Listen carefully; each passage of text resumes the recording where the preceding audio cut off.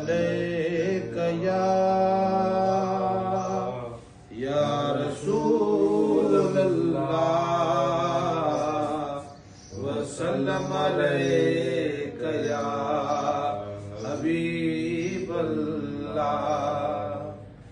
मान थो चाहियां त मूं वटि सोन चांदी दर हुजे, थो घुरां तो खां त तुंहिंजे दर अॻियां मुंहिंजो घर हुजे।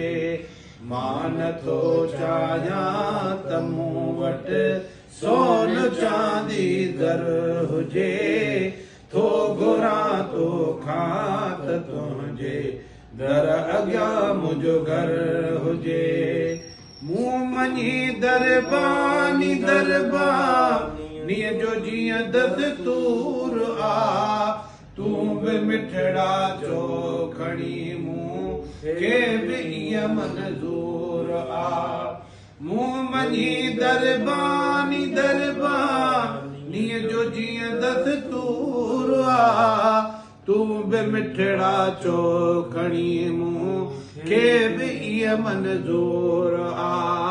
तुंहिंजे हर महिमान जो हीअ नात ख़्वानो कर हुजे, थो घुरां तो खां त तुंहिंजे दर अॻियां मुंहिंजो घर हुजे।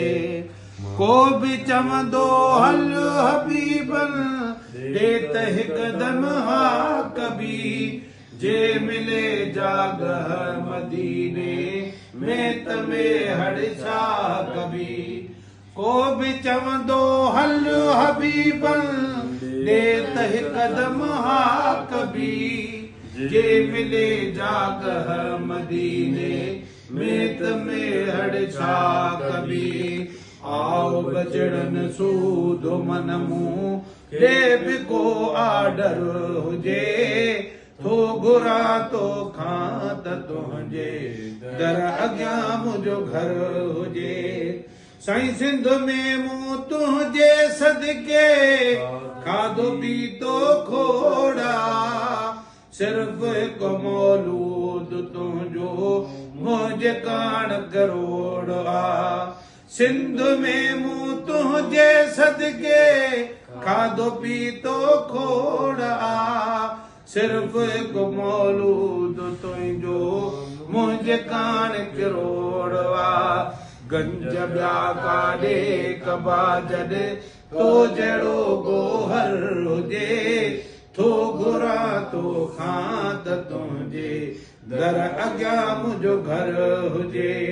मान थो चाहियां त मूं वटि सोन चांदी ज़र हुजे, थो घुरां तो खां त तुंहिंजे दर अॻियां मुंहिंजो घर हुजे। गुफ़्तगू हीअ पाण में गॾिजी कंदा मुनकर नकीर, ही मुहम्मद जो मदाही तव गुलाम नबी फ़कीर।